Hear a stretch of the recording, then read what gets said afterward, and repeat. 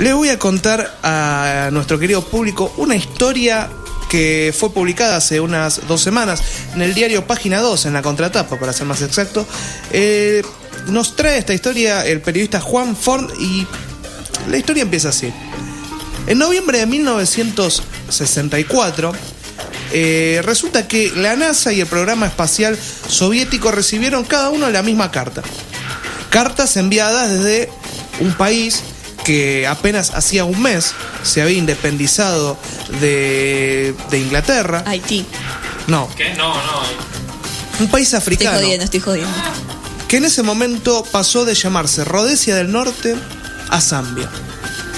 El remitente Como de la esta casa de carta, tatuajes acá. Claro, sí, se llama Zambia, es verdad. Por eso se llama.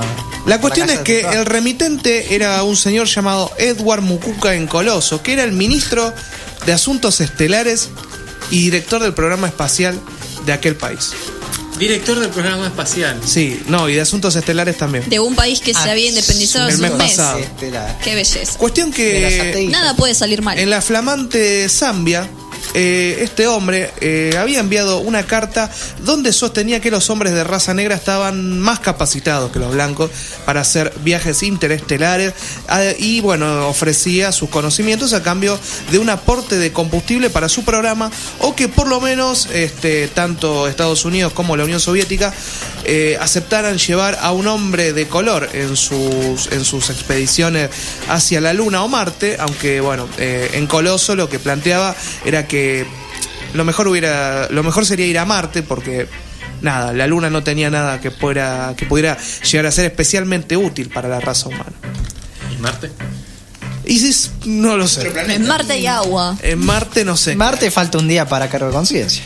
La cuestión es que Bueno, hacía falta un chiste. el presidente de Zambia era el señor Kenneth Kaunda, o Kaunda, mejor dicho, que era un maestro de escuela que predicaba la neutralidad en la Guerra Fría y quería una sociedad multirracial para Zambia. Pero bueno, lo que más le estaba llamando la atención a la prensa extranjera era el inédito programa espacial que quería llevar a cabo Zambia.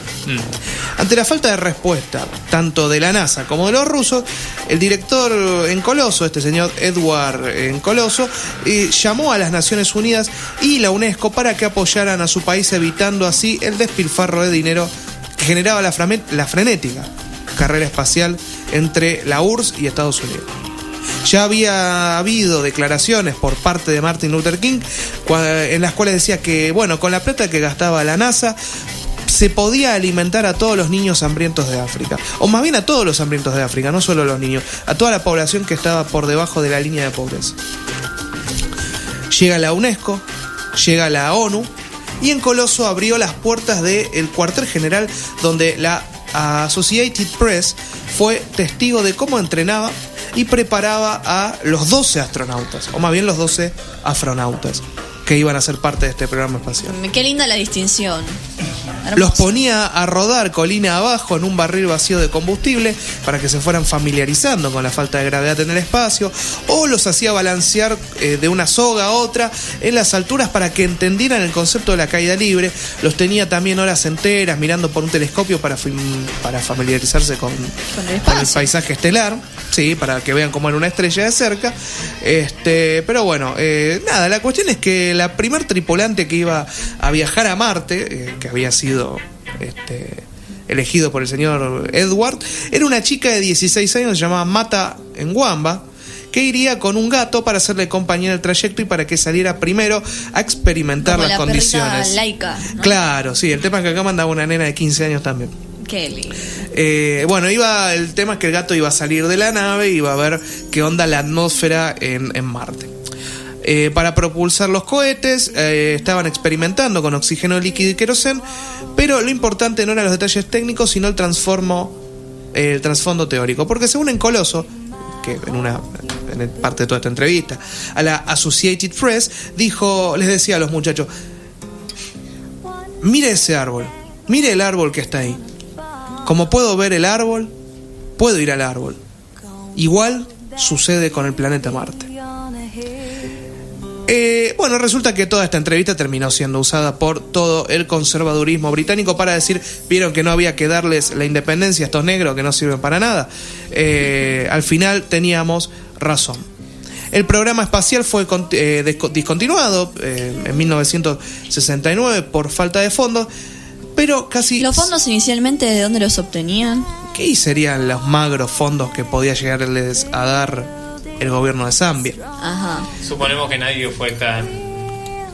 Sí, nadie les dio... hacerle. Nadie les dio un sope. Pero bueno, ¿qué pasa? Casi 50 años después, la escritora feminista Nangwali Serpel volvió a Zambia en busca de los rastros que quedaran de aquella delirante expedición, en la cual, bueno, se dedicó a entrevistar a los pobladores de Zambia. Y bueno, resulta que todo el mundo lo tenía a este muchacho en Coloso como un héroe nacional. Se lo estudiaba en el colegio. Ah, bueno. Acá es donde... Y acá es donde... Paren. Y acá es donde hay un giro de 180 grados. Un plot twist. Acá está el plot twist de la historia. Resulta que, bueno, tanto en Coloso como este Kaunda, el presidente de Zambia, iban a ser los presidentes de Zambia. Bueno, ambos fueron nacidos en una tribu guerrera, los Bembas, donde, bueno, ambos habían sido víctimas de la persecución política, y cuando terminó la Segunda Guerra Mundial, se convirtieron en militantes por la independencia de Zambia. En 1964, bueno, Kaunda, después de una larga lucha, llega al sillón de Rivadavia, que no sé cómo se llamará ese sillón en Zambia. Y bueno, en Coloso fue designado ministro, aunque corría la bola de que no había quedado bien de la cabeza luego de las palizas que recibió en prisión.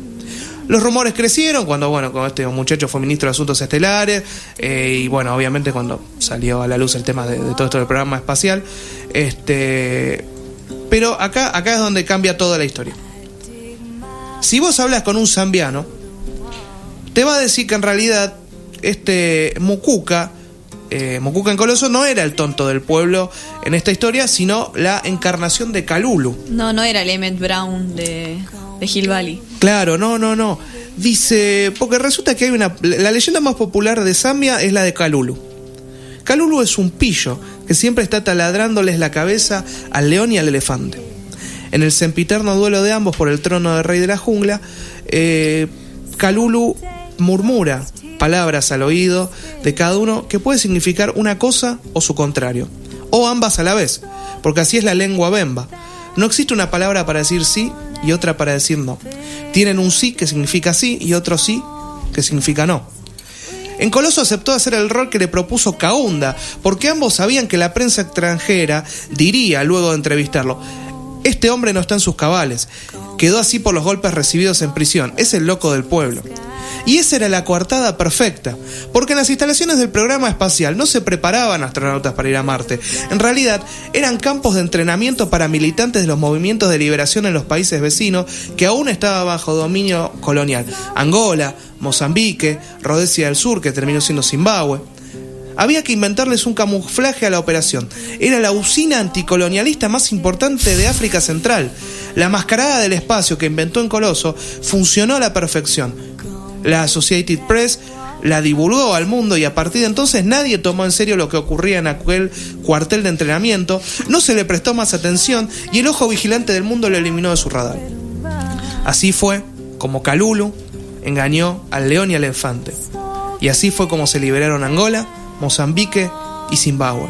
Y así es como se recuerda hoy a Edward Mukuka en Coloso, en Zambia. Chao. No. Eso no es un plot twist, es 180 grados.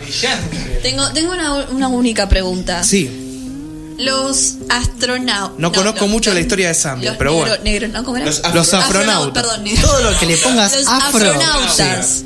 ¿Sabían que Sí, estaban eran soldados. siendo parte de No, eran guerrilleros, eran todos, o sea, todos estaban, formaban parte Pero de eran una 12. historia.